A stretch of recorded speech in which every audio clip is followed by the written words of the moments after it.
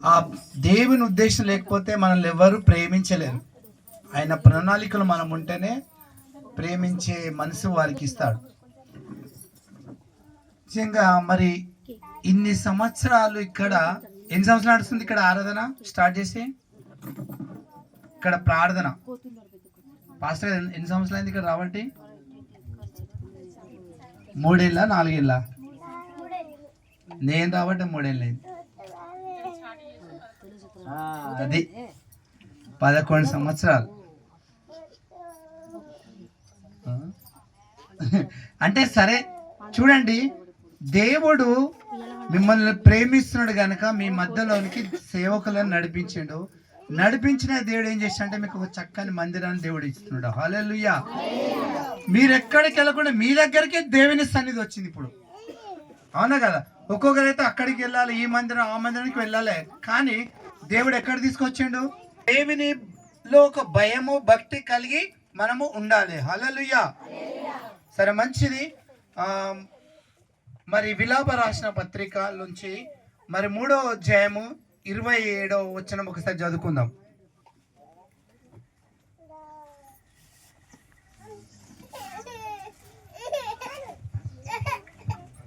చదువు, ఒక్కరు చదవండి.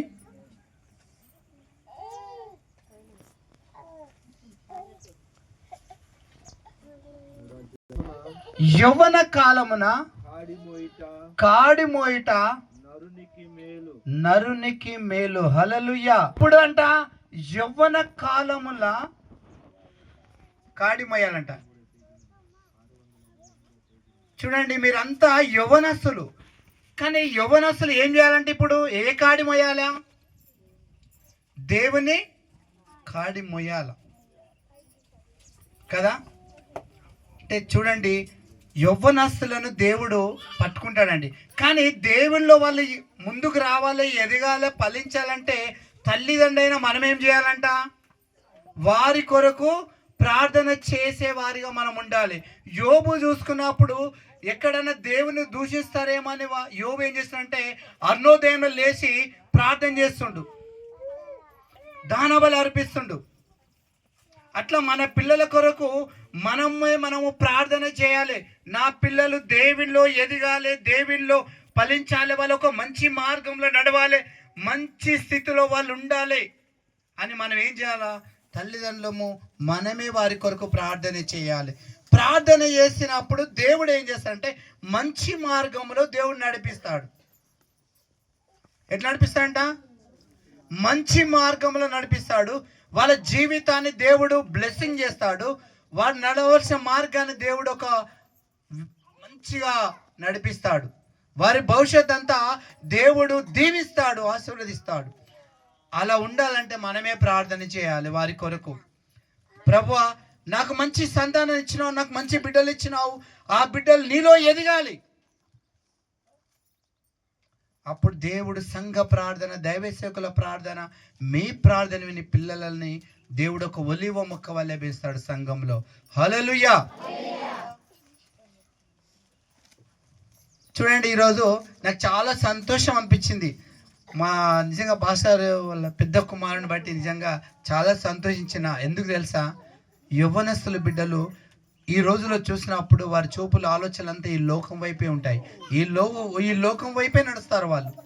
కానీ ప్రతిదీ పాస్టర్ అని బాబాయ్ నాకు ఫోన్ చేసిండు, బాబాయ్ నాతో మాట్లాడిండు, ప్రతిదీ నాతో మాట్లాడి పంచుకున్నాడు. నేను దాన్ని బట్టి నేను సంతోషించిన. హల్లెలూయా. కానీ రాబోయే రోజుల్లో ఆయనే మిమ్మల్ని నడిపిస్తాడు. హల్లెలూయా. దేవుడు మీ మధ్యలో ఆయనే నిలబెడతాడు.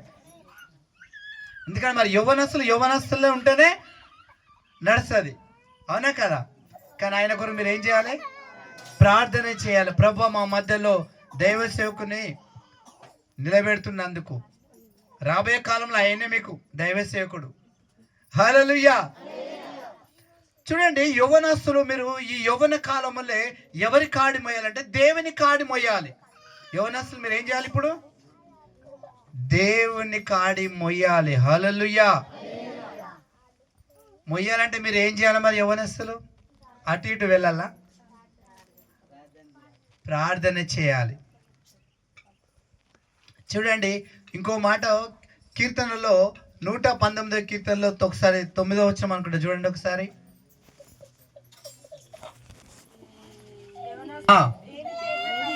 చూడండి, యవ్వనస్తులు దేని చేత పట్టబడతారంట?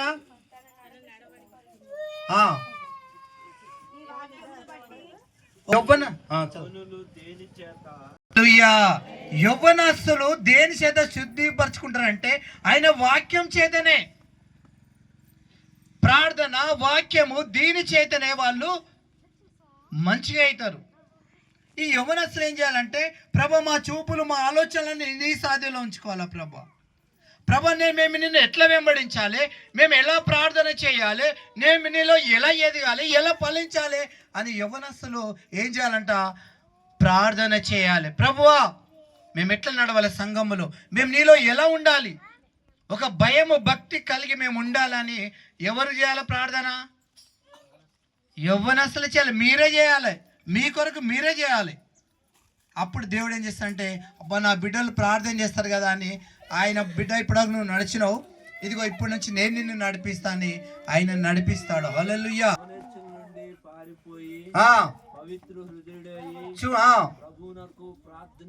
ప్రార్థన చేయాల ప్రభుకు. కూడి ప్రేమను, చూడండి మొదటి ఏంటిది? ప్రేమను, సమాధానమును, నీతిని వెంటాడాలంట. హల్లెలూయా. యవ్వనస్తులు ఏం చేయాలి ఇప్పుడు?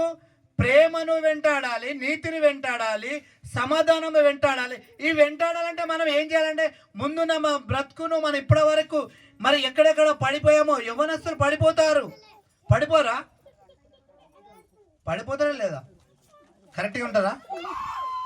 కానీ ఏం చేయాలి? ప్రభువా ఇప్పటి వరకు నేను అక్కడెక్కడ తిరిగినవన్నీ ప్రభు ఒకసారి నీ రక్తంలో నన్ను కడుగు ప్రభు నాన్న. ఏం చేయాలి? మనం ఏం చేయాలి? తుండు కదా యవ్వనస్తుడు. ఈ యవ్వనస్తుడు ఏం చేస్తున్నాడు?